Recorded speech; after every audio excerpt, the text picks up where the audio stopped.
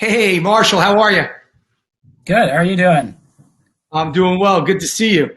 So, Good to see we you got a too. bunch of people coming in the room right now, and excited to see the numbers. I think we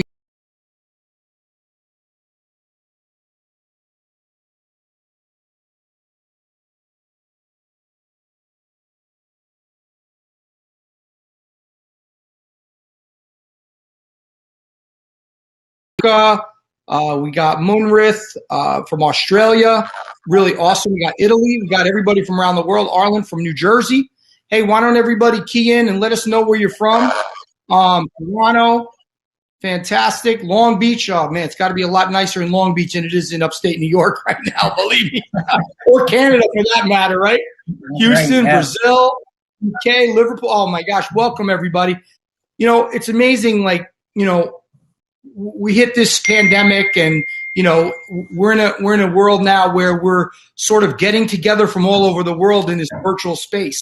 I mean, South Africa, West Virginia, New Mexico, Singapore, welcome. Senthil, Kumar, welcome. London, I mean, Sweden, I mean, from Jordan. I mean, this is incredible. Welcome, Mariam, Triloki from India. Just amazing. So, Brazil, it's phenomenal. So I Yeah. really, another Australia, I really appreciate the environment that we're able to get together like this. We have a lot more people. There's going to be people continuing to come into the room. I'm grateful to have everybody here. I figured we should just get into it. So I want to welcome everybody to the biomechanics event using force and pressure to analyze gait and foot function. It's powered by lerEXPO. My name's Rich Dubin. I'm the founder of Lower Extremity Review magazine. I'm the CEO of lerEXPO. I've been in the lower extremity space for 30 years, and I'm honored to be working with Tekscan and facilitating this educational event. I personally, I think, worked with Tekscan for over 25 years in the space. So it's been a heck of a journey, and it's a real honor to be putting together this event for them. So I wanted to go over a few housekeeping items just so everyone can see. Welcome from Thailand, Brazil. We're from all over the world. I absolutely love it. Um, Obviously, you know how to chat. It's in the lower right. Next to that, you have the three emojis. If anybody, you want to click on them. If we say some funny things, you can click the laugh out loud. If Marshall says anything that's enlightening, you can click the light bulb, and obviously clap. The virtual space is all about engagement. Without engagement, we really don't have an event. So we really need all of you to stay involved, stay engaged. There's a grab the mic feature. That's the hand around the microphone. That gives you an opportunity to come up to the stage with any of the speakers that'll be speaking today and ask your question or comment or what have you. We really would appreciate that. Kind of brings that in-person feeling to this online space. If you want to see others in the room, anyone else that's in the room, you click up in the upper right, you have people, and you can see everybody that's there. If you see some friends that you know from the industry, you could say hello or what have you. I see a bunch of people that have been in other events. Hey, Glenn, how are you? Hey, Matt. I mean, there's just so many people that have been a part of this community that we're in now. So we really appreciate the support that they've given to us. You can say hi. You can see the number of people in the room. You can comment to anybody. So first, I'd like to introduce Marshall Kendall. Marshall has a PhD and is the business development manager at Tekscan. And I'm going to turn it over to him. He's got a few words he'd like to say and a little presentation. And then we'll get into some of the other speakers as well. So Yep. take it away, Marshall.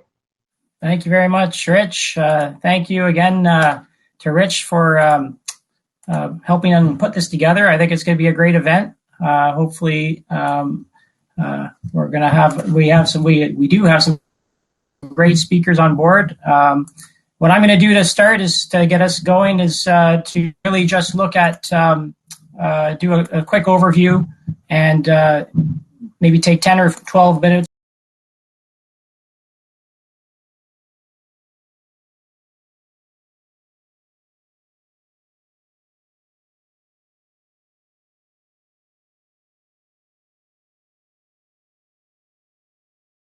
some questions at the same time. So let's get started. And I think when we think about gait analysis, I think we can all agree that the way someone walks and moves can tell a lot about a person's personality, their mood, and even their health. And within someone's gait, there are some unique characteristics that we can sometimes observe with the naked eye and see some differences and see some changes. But in other instances, these characteristics are so minute that more enhanced observations are sometimes required, and we can achieve that through more specific gait analysis.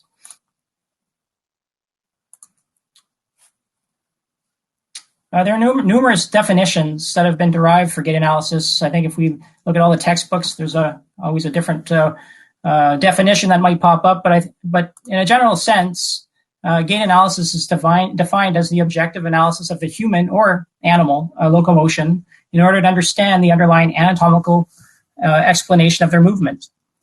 It usually encompasses a quantification of sorts through some measurable gait parameters, as well as interpretation of those parameters of that data that can help us draw some various conclusions about the animal's age, health, size, weight, speed that we're pulling from those different gait parameters that we might be measuring. So why do we care about gait? Well, as we just mentioned, it can tell us a lot about a person's health, whether we're working with a pediatric population, whether we're working with a geriatric population on some of their assessments of their gait and their balance, or maybe we're looking at this from a PT or rehabilitation side of things, where someone's coming back post-surgery and we're trying to assess their progress over time while they're healing. Even from a sports perspective, if we're looking at sports injury, or we're looking at return to play from a previous injury, or even looking at their gait and trying to analyze for performance and how we can enhance performance. A gait analysis can give us insight on these injuries. It can give us insight on pathologies. It can give us insight on the progress that a patient might be making through some rehabilitation. And it can also, if we are collecting gait prior to injury, it could even help us prevent certain types of gait pathologies long term if we can catch them at an early stage. So how do we measure gait? There's numerous ways of evaluating gait, and I think most of you are probably very familiar with all the different methods. I mean, we of course use, well, from the very early stages of people doing gait analysis, it was very much observational. However, when we're looking at more minute changes in someone's gait, we're always trying to find tools that can help us define what those are. We can look at motion analysis systems, which are camera systems that might be placed up, or IMUs that would be placed onto the subject on different limbs. And this can give us some spatial information, angles of limbs, and things like that as they're moving throughout the gait cycle. We also have muscle EMG, where that can give us a little bit more information on muscle patterns and the firing of these muscles, and when they're firing, and if one's firing higher with more amplitude than the other one, or stronger than the other muscle, it can give us that type of information to look at any asymmetry in muscle firings. And we also have force plates and pressure mapping systems, which would give us more kinetic information. So ground reaction forces, pressure patterns under the foot, as well as some spatial information related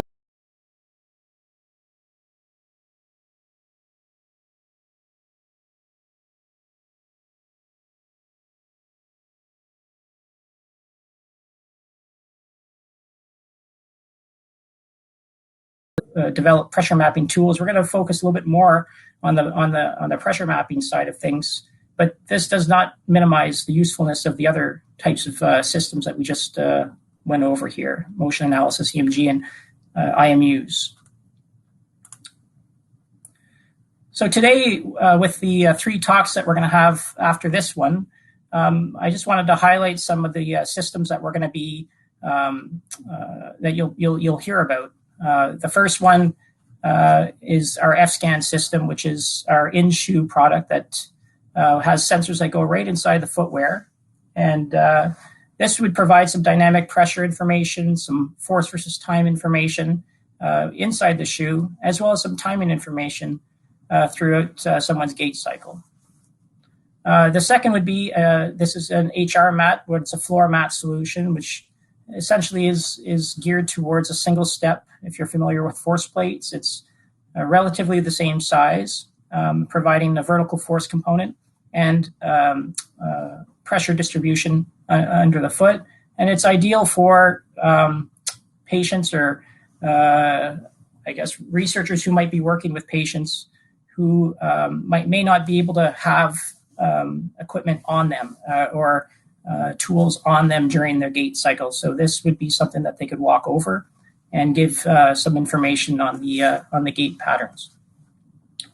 The final system that you'll hear a little bit about today is our Strideway system, which is similar to the floor mat solution. However, it is a modular walkway, essentially, where you can have multiple tiles placed in succession. And what that does is it allows you to collect more than one foot strike per pass. You can get multiple foot strikes in succession. And again, pull out force, time information, plantar pressure. And on top of that, you'll be able to get more spatial temporal information in terms of stride length, stride width, some of the timings between the foot strikes and cadence. So what are we actually measuring with this? Well, we covered a little bit. With these types of systems, we're collecting vertical force information through a matrix type sensor, which allows some of the, depending on the resolution of those sensors, you're collecting multiple vertical force components under the foot, and we can calculate force and pressure distribution from that type of data. We can also look at this from a percent weight bearing if you're looking at the left and right side of the person while they're walking, to look at any asymmetries.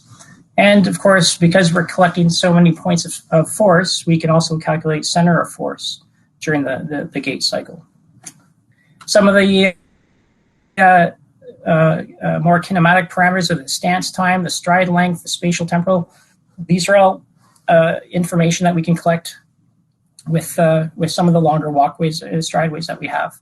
And again, looking at this from a left-right perspective, if you're looking at asymmetries, and all of these data points can then be compared to quantify some sort of asymmetry between the left and the right sides.